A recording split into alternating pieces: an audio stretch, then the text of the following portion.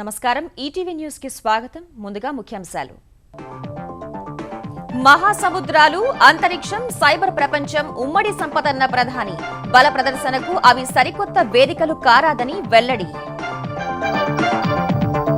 నేడే వరంగల్ లోక్సభ స్థానం ఉప ఎన్నిక ఫలితం ఉదయం 8 గంటల నుంచి ఓట్ల లెక్కింపు 600 మంది సిబ్బంది నియామకం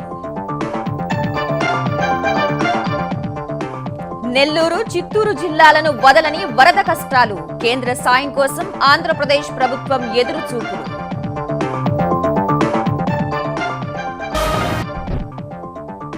ఇసుక విధానం బాక్సైట్ తవ్వకాలపై త్వరలో ఆంధ్రప్రదేశ్ ప్రభుత్వం శ్వేతపత్రాలు సందేహాల నివృత్తే లక్ష్యంగా కసరత్తు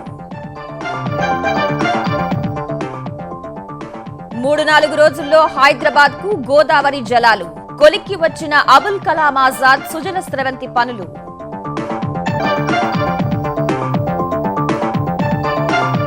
వచ్చే మార్చి నాటికి అన్ని పథకాలకు ఆధార్తో అనుసంధానం రాష్ట్ర ప్రభుత్వాలకు కేంద్ర కేబినెట్ కార్యదర్శి ఆదేశం తమిళేతర భాషల విద్యార్థులకు మద్రాస్ హైకోర్టులో ఊరట ప్రస్తుత విద్యా సంవత్సరానికి మాతృభాషలో పరీక్షలకు అనుమతి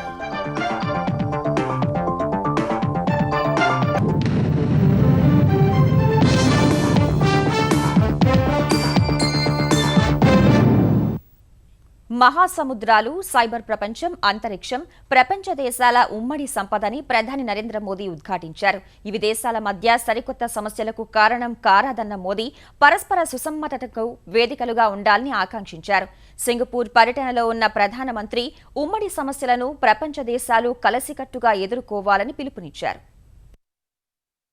మహాసముద్రాలు అంతరిక్షం సైబర్ ప్రపంచం వంటివి బల ప్రదర్శనకు సరికొత్త వేదికలు కారాదని ప్రధాని నరేంద్ర మోదీ ఉద్ఘాటించారు 3 రోజుల మలేసియా పర్యటన ముగించుకుని సింగపూర్ చేరుకున్న మోదీ భారతదేశపు సింగపూర్ గాథ అనే అంశంపై ప్రసంగించారు దక్షిణ చైనా సముద్రం విషయంలో చైనాకు మరికొన్ని తూర్పు ఆసియా దేశాలకు మధ్య ఉన్న విభేదాలను పరోక్షంగా ప్రస్తావించిన మోదీ చైనా భారత్ సరిహద్దుపై అపరిష్కృత అంశాలు ఉన్నప్పటికీ ఆయా ప్రాంతాలను శాంతియుతంగా సుస్థిరంగా ఇరు దేశాలు ఎలా ఉంచాయో వివరించారు Our commons, ocean, space and cyber remain avenues of shared prosperity.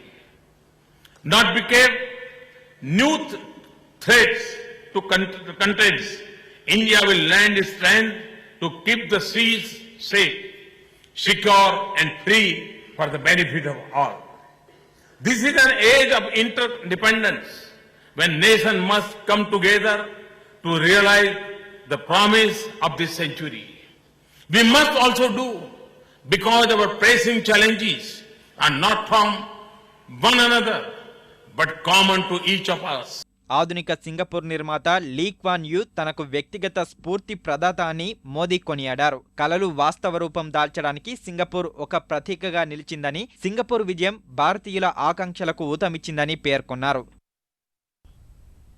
Warangal parliament స్థానం ఉప ఎన్నికల ఫలితం నేడు వెలువడనుంది ఉదయం 8 గంటల నుంచి ఉప ఎన్నిక ఓట్ల లెక్కింపు ప్రక్రియ మొదలు కానుంది ఇందుకు వరంగల్లోని ఎనుమాముల వ్యవసాయ మార్కెట్లో అన్ని ఏర్పాట్లు చేశారు వరంగల్ పార్లమెంట్ స్థానం పరిధిలో 7 శాసనసభ నియోజకవర్గాలున్నాయి ప్రతి నియోజకవర్గానికి 14 టేబుళ్లుంటాయి మొత్తం లెక్కింపు 22 రౌండ్లలో పూర్తవుతుంది మధ్యాహ్నం 2 గంటల్లోపు తుది ఫలితం రానుంది తొలి రౌండ్ ఫలితాన్ని ఉదయం 8 గంటల 20 నిమిషాలకు ప్రకటించనున్నట్లు ఎన్నికల అధికారి కలెక్టర్ వాకాటి కరుణ తెలిపారు మొదటగా బ్యాలెట్ ఓట్లను లెక్కించి ఆ తర్వాత ఈవీఎంలలో ఓట్లను లెక్కించనున్నారు ఓట్ల లెక్కింపులో 600 మంది సిబ్బంది పాల్గొననున్నారు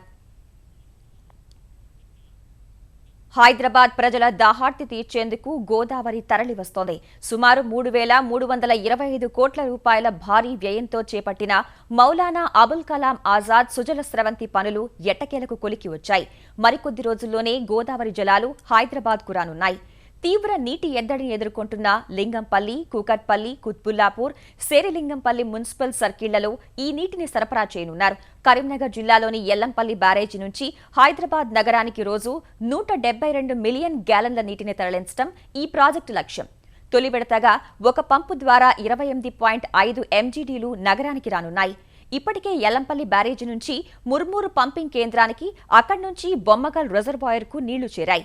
పంపింగ్ ద్వారా మల్లారం నీటి శుద్ధి కేంద్రానికి, అక్కడి నుంచి కొండపాక నీటి శుద్ధి కేంద్రం వరకు ప్రస్తుతం గోదావరి జలాలను తరలించారు. నేడు కొండపాక నుంచి ఘన్పూర్ వరకు ప్రయోగాత్మకంగా నీటిని తరలిస్తారు.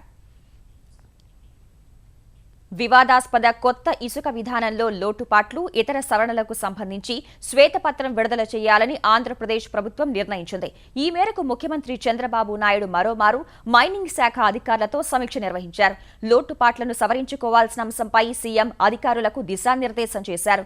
లోపాలను సరిచేసుకుని మైనింగ్ ప్రక్రియను సమర్థంగా నిర్వహించాలని అధికారులకు సూచించారు. వినియోగదారునికి ఎంత దూరానికి, ఎంత ధరలో ఇసుక సరఫరా అవుతుందో సమగ్ర వివరాలను అధికారులను అడిగి తెలుసుకున్నారు.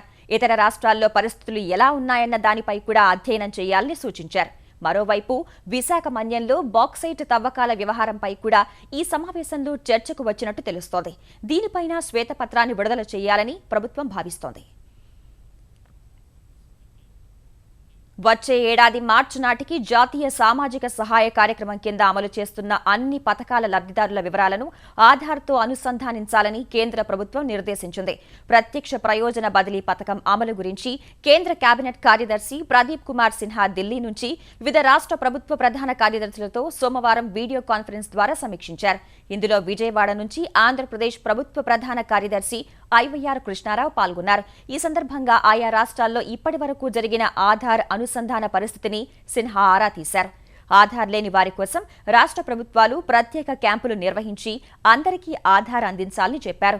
వచ్చే జనవరి 31 కల్లా లబ్ధిదారుల పేర్లు డిజిటలైజ్ చేయాలని గడువు విధించిన సిన్హా ఫిబ్రవరి 28 కల్లా ఆధార్ నమోదు ప్రక్రియ 100% పూర్తి చేయాలని స్పష్టం చేశారు. కేంద్ర విద్యుత్ కేంద్రాల నుంచి తెలంగాణకు అదనంగా 114 మెగావాట్ల విద్యుత్ సరఫరా చేయాలని కేంద్ర కమిటీ సూచించింది. రాష్ట్ర విభజన అనంతరం ఏర్పడిన సమస్యల పరిష్కారానికి కేంద్ర విద్యుత్ మండలి సీఈఏ కమిటీ ఆధ్వర్యంలో ఢిల్లీలో తెలంగాణ, ఆంధ్రప్రదేశ్ ఇంధన శాఖ అధికారులతో సోమవారం సమావేశం జరిగింది. సీఈఏ చైర్మన్ మేజర్ సింగ్ అధ్యక్షతన జరిగిన ఈ సమావేశానికి తెలంగాణ ఇంధన శాఖ కార్యదర్శి అరవింద్ కుమార్, ట్రాన్స్కో సంయుక్త ఎండీ శ్రీనివాస్ సహా ఆంధ్రప్రదేశ్ ట్రాన్స్కో సీఎండీ విజయానందులు ఇరు రాష్ట్రాల వాదనలు వినిపించారు. విద్యుత్ కొనుగోలు ఒప్పందం ప్రకారం ఆంధ్రప్రదేశ్లోని అనంతపురం, కర్నూలు జిల్లాల్లో ఏర్పాటు చేసిన సౌర, పవన విద్యుత్ కేంద్రాల్లో తెలంగాణకు వాటా రావాలి. అయితే వాటి నుంచి వచ్చే విద్యుత్ను పూర్తిగా ఆంధ్రప్రదేశ్కు వదిలేస్తే దానికి ప్రతిఫలంగా 114 మెగావాట్ల విద్యుత్ సరఫరా చేసేలా విద్యుత్ శాఖకు సిఫారసు చేస్తామని కమిటీ తెలపగా దీనికి ఇరు రాష్ట్రాల అధికారులు అంగీకరించారు. విభజన అంశాలకు సంబంధించి కేంద్ర సిబ్బంది శిక్షణ శాఖ ఇవాళ హైదరాబాద్లో తెలంగాణ అధికారులతో సమావేశం కానుంది. అఖిల భారత సర్వీస్ అధికారుల క్యాడర్ సమీక్షతో పాటు పోలీస్ అకాడమీకి సంబంధించిన అంశాలపై సమీక్షించేందుకు శాఖ కార్యదర్శి సంజయ్ కొఠారి హైదరాబాద్ రానున్నారు.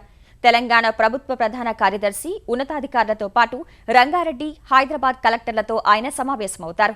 ఈ భేటీలో పవర్ పాయింట్ ప్రజెంటేషన్ ఇవ్వనున్న సంజయ్ ఐఏఎస్, ఐపీఎస్, ఐఎఫ్ఎస్ అధికారుల క్యాడర్ను సమీక్షించడం సహా పోలీస్ అకాడమీకి సంబంధించిన అంశాలపై చర్చిస్తారు.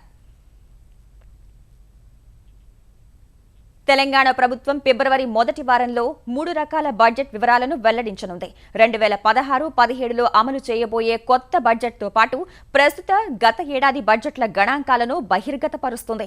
తద్వారా తెలంగాణ తొలి బడ్జెట్లో వాస్తవ ఖర్చు ఎంత అనేది ప్రజలకు తెలుస్తుంది.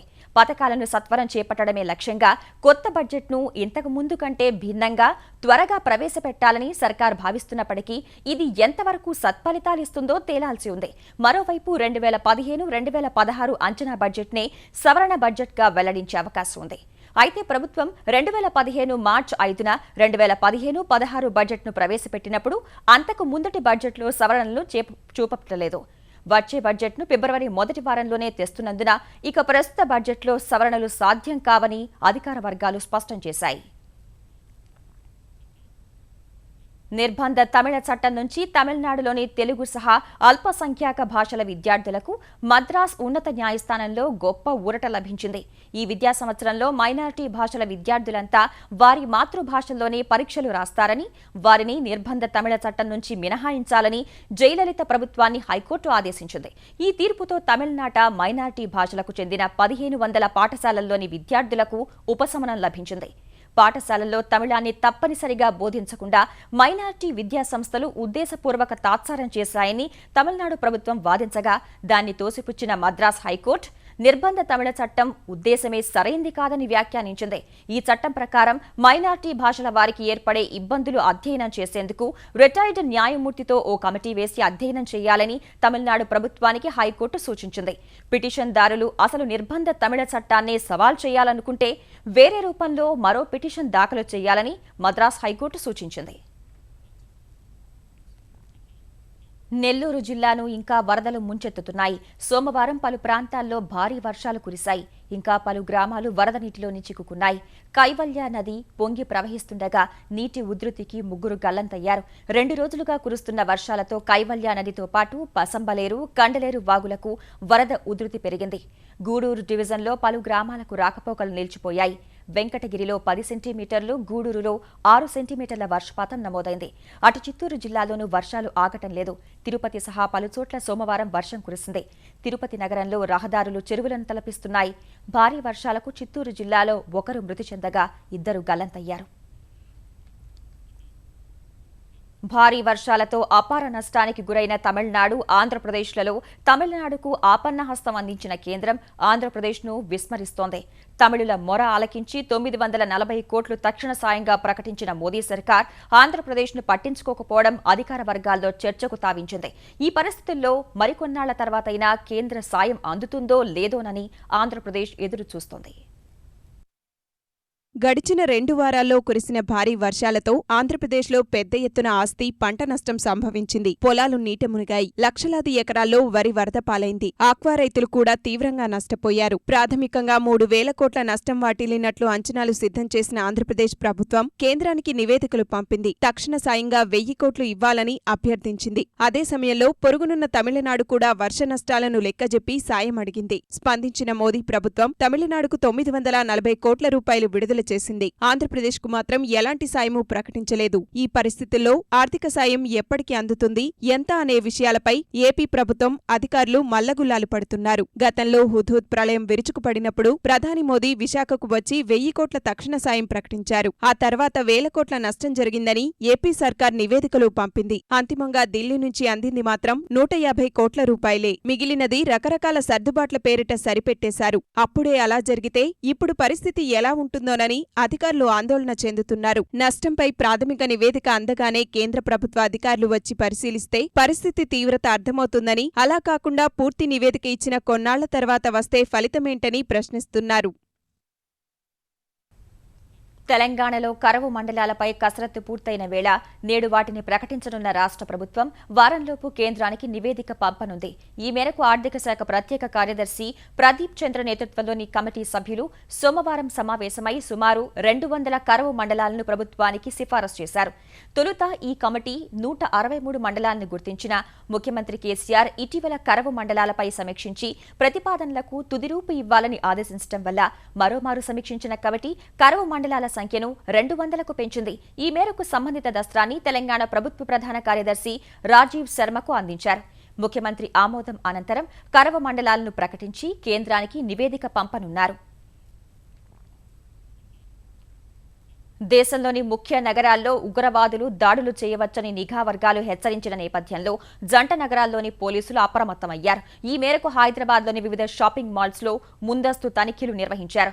Banjara Hills, Jubilee Hills, Panjagutta, SR Nagar, Asif Nagar తదితర ప్రాంతాల్లో డీసీపీ వెంకటేశ్వరరావు ఆధ్వర్యంలో తనిఖీలు చేపట్టిన సిబ్బంది ఆయా మాల్స్లో భద్రతా లోపాలను గుర్తించారు.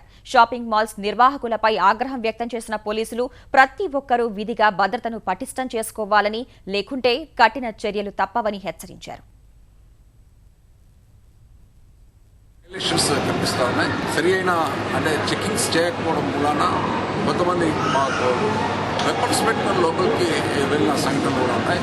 ఇవన్నిటి కూడా వాళ్ళు సరిగ్గా ఫ్రిస్కింగ్ చేయకపోవడం, డోర్ ఫ్రేమ్ డిటెక్టివ్ సరిగా పెట్టుకోకపోవడం, కెమెరాస్ కూడా సరిగా పెట్టుకోకపోవడం మూలాన ఇవన్నీ జరుగుతూ ఉన్నాయి. ఇవన్నీ కూడా వాళ్ళకు దృష్టికి తీసుకుని వచ్చాం. వీళ్ళందరికీ కూడా ఈ సెంట్రల్ మాల్ వాళ్ళకు నోటీసు కూడా ఇవ్వడం అనేది జరిగింది. ఇవన్నీ స్టెప్స్ తీసుకోకపోతే వాళ్ళపై చట్టరీత్యా చర్య కూడా తీసుకోవడం అనేది.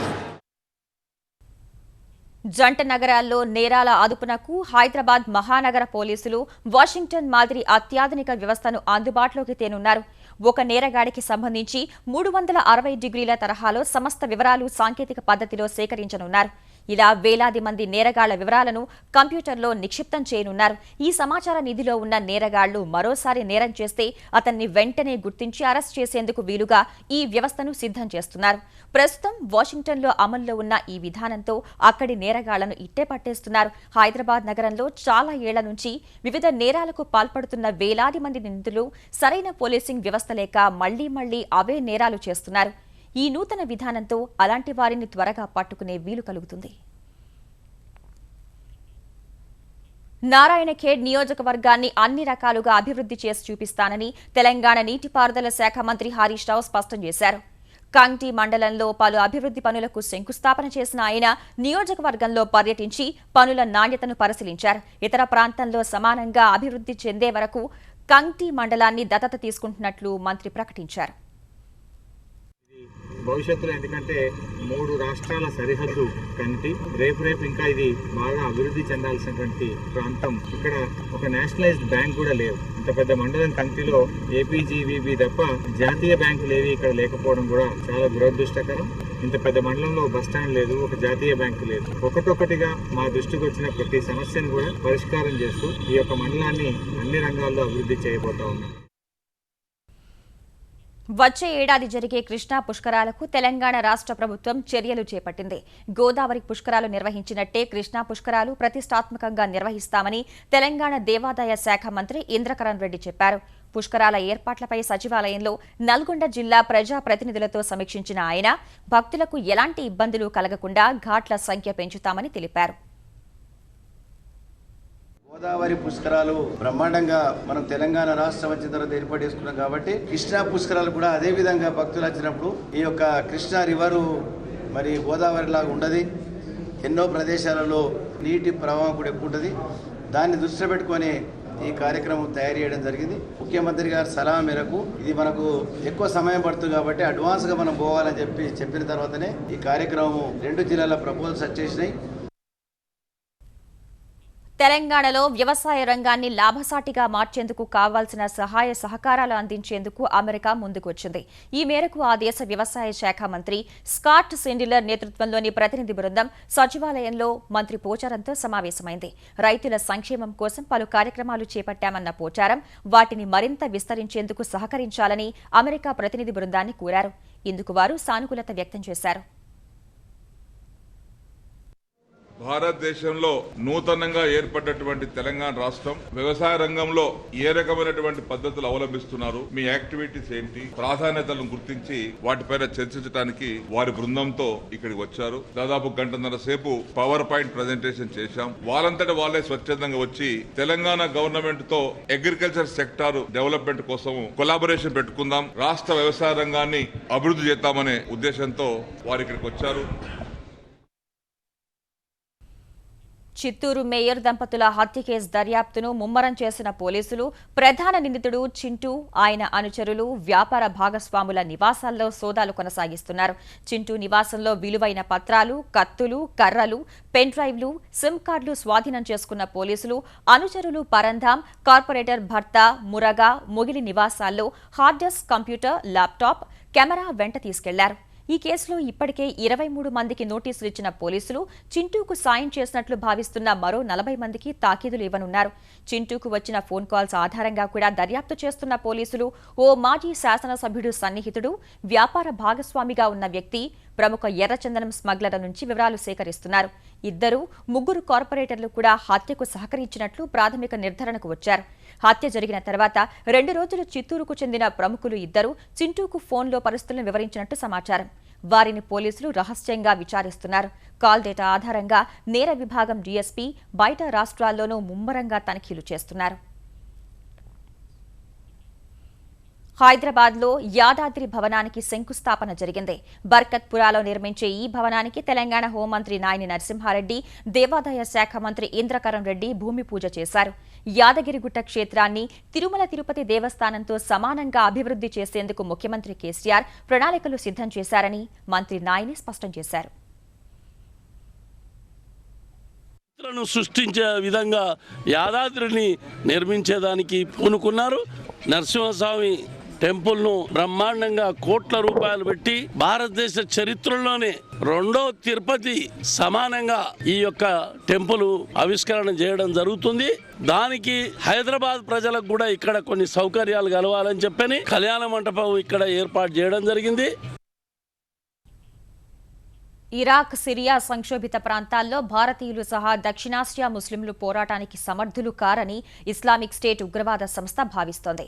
భారత్, పాకిస్తాన్, బంగ్లాదేశ్, నైజీరియా, సుడాన్ వంటి దేశాల నుంచి పోరాటంలో పాల్గొనటానికి వచ్చిన వారిని అరబ్బుల కంటే ఐసిస్ తక్కువగా చూస్తున్నట్లు విదేశీ నిఘా వర్గాల పరిశీలనలో తేలింది. అరబ్బులకు ఆఫీసర్ హోదా, మెరుగైన ఆయుధాలు, వసతి సమకూర్చడం, మెరుగైన జీతభత్యాలు ఇవ్వటం వంటివి చేస్తున్న ఇస్లామిక్ స్టేట్ ఉగ్రవాద సంస్థ భారతీయ ముస్లింలపై చిన్నచూపు చూస్తోంది. దక్షిణాసియా నుంచి వచ్చిన వారిని సామూహికంగా బరాక్లలో ఉంచుతోంది.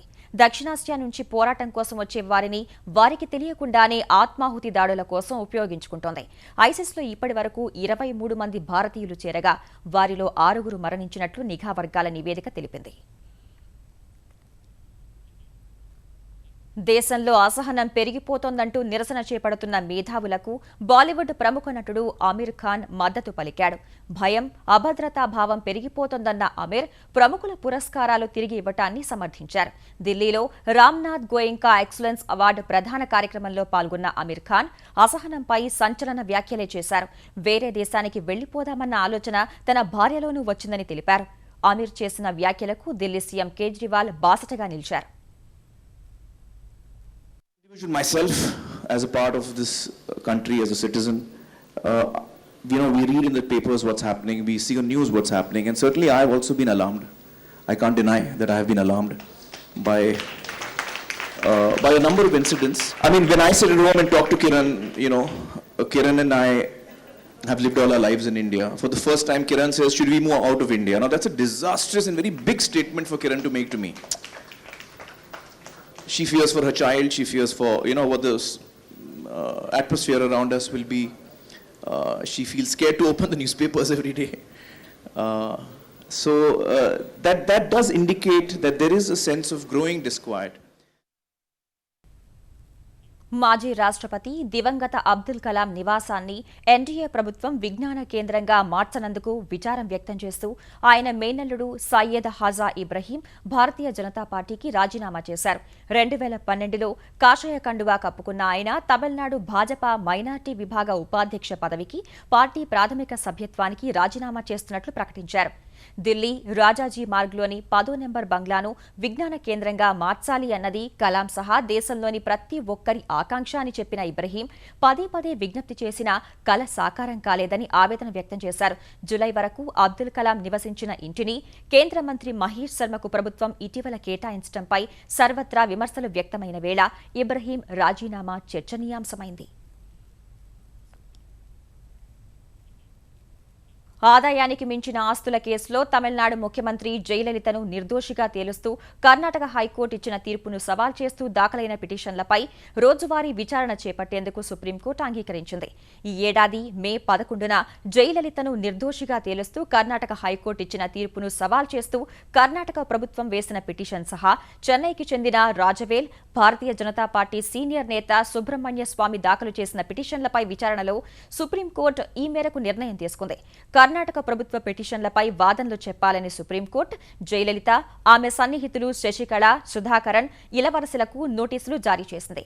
ఈ మేరకు 8 వారాల్లో అభిప్రాయాలు చెప్పాలని ఆదేశించిన సుప్రీంకోర్టు అన్ని అంశాలతో కౌంటర్ దాఖలు చేయాలని సుబ్రహ్మణ్య స్వామికి కూడా సూచించింది. తదుపరి విచారణ 2016 జనవరి 8కి వాయిదా వేసింది. ఈటీవీ న్యూస్ సమాప్తం. నమస్కారం.